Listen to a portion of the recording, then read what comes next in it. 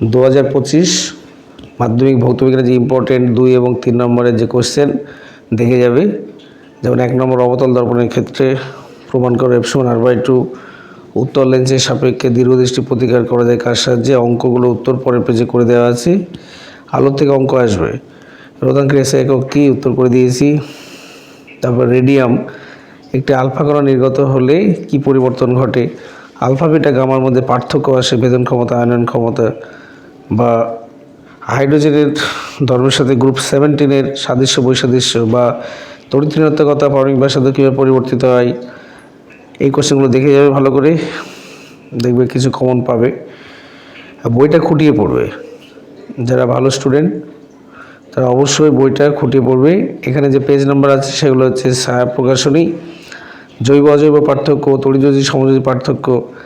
আর আগের পেজে যে অঙ্কগুলো ছিল 1, 2 বা 2, 3 এখানে করে দিয়েছি। একটা জিনিস মনে রাখবে যে শুধু সাজেশন নয়, ভালো করে পড়তে হবে বইটা, তাহলে ভালো রেজাল্ট হবে। এই কোশ্চেনগুলোও দিয়েছি, পেজ নাম্বার দেওয়া আছে পাশে।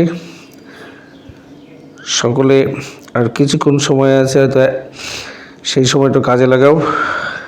ভৌতবিজ্ঞান বইটা অনুশীলনী করো, রায় মার্টিন সহায়িকা পড়ো, ভালো রেজাল্ট হবে। সকলে ভালো থেকো।